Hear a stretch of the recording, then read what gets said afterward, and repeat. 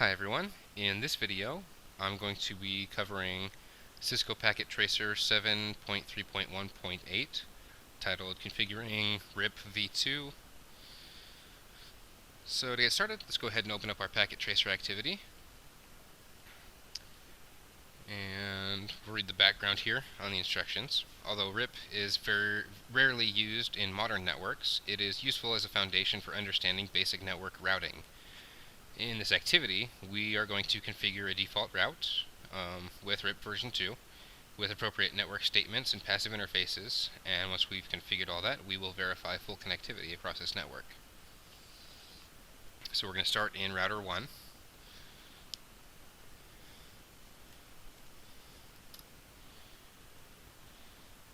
And step 1 is configuring RIPv2.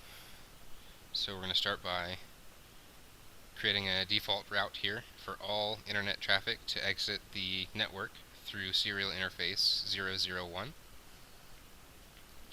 So we need to come into our global configuration mode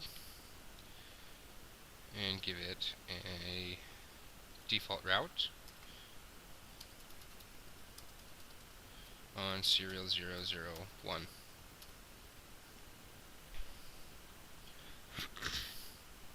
And then we're going to go ahead and set up the RIP protocol. We're going to tell it to use version 2 and disable summarization of networks, so no auto summary.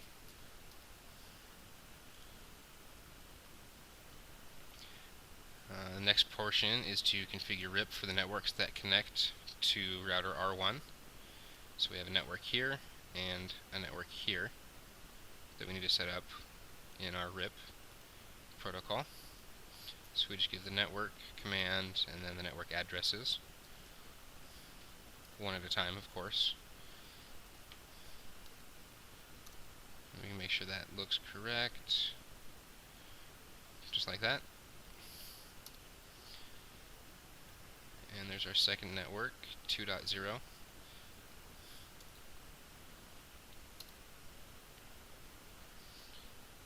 And then we want to configure the LAN port that contains no routers, so it does not send out any routing information.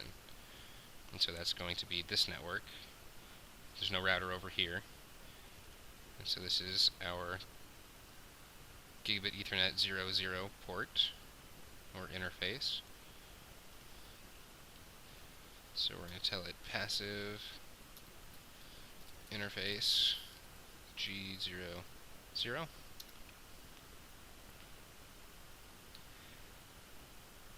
And then we want to advertise our default route with other RIP routers. The command for that is default information originate. I'm sure there's some shorthand for that. I don't know it off the top of my head. And then we want to save the configuration. So we can do copy, run, start, and hit enter to save that. So it looks like we're done with R1. We're going to jump into R2, and looks like we're going to be doing most of the same stuff. So we're just going to go back through, give it enable RIP version 2 with no auto summary.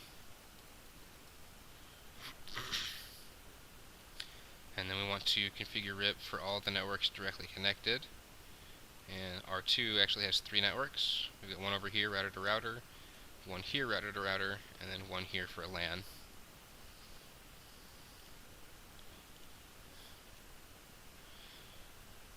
So let's go ahead and get those networks in.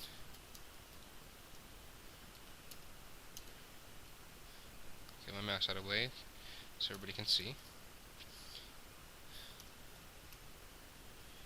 So 2, 3, and 4, 2, 3, and 4, all those directly connected.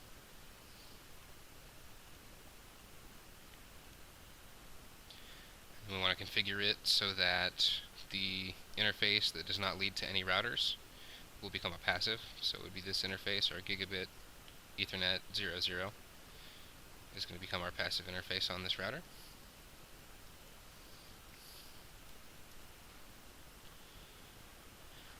want to save the configuration, so we'll do copy run start. On some routers, you can actually do WR for write. In Packet Tracer, it doesn't accept that command. So you can do this command, do copy run start, from any area will save the running configuration. Alright, so we're done in R2. And our next step is to configure RIPv2 in router 3. So let's jump in.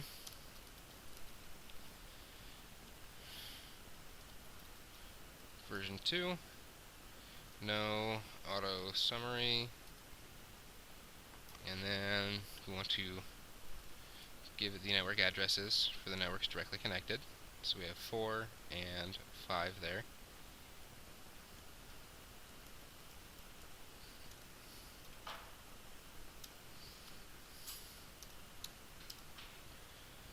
Again, we want to set a passive interface for G00, and then do copy run start to save our configuration.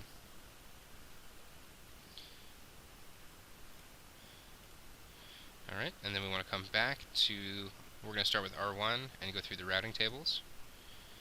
So we'll do end to get out of the global configuration mode, and give the command show IP route. And I'll make this bigger so that it's not jumbled. There we go.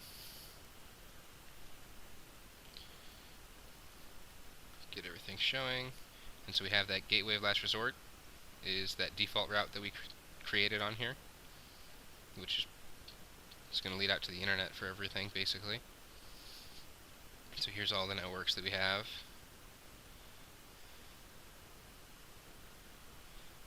And then we can do the same thing on routers 2 and 3. And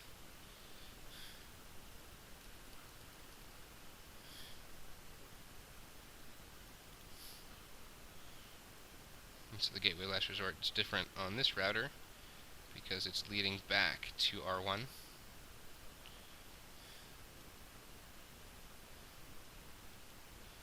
And the same thing on R3.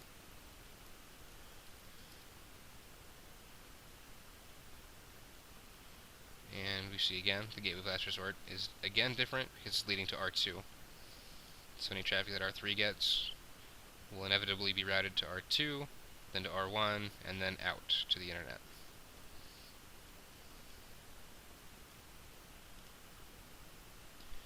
Then we want to verify full connectivity, so we can just go ahead and try to ping across the whole network here.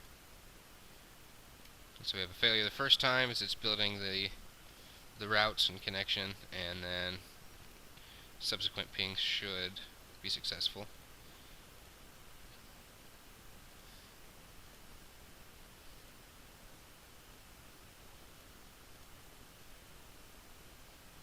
There we go. So now we should be all built with our ARP tables and able to ping across from any of these devices out to our web server, and from any of these devices to other devices. It looks like that pretty much covers everything for this packet tracer. So I will end it here and see you in my next video.